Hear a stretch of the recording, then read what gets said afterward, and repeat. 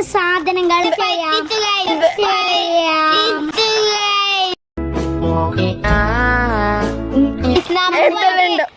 എന്തെല്ലാം പറ ഫസ്റ്റ്. ഇതാണ് പറ്റിച്ചു ഗൈസ്. നമ്മ പോയിട്ട് തിരിച്ചു നമ്മുടെ ബില്ല് എത്രയായി പറ. പിന്നെ ഇതാണ് ബില്ല്.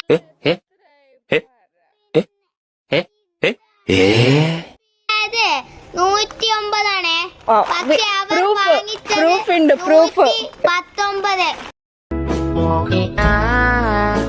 10 രൂപ കടം വാങ്ങി.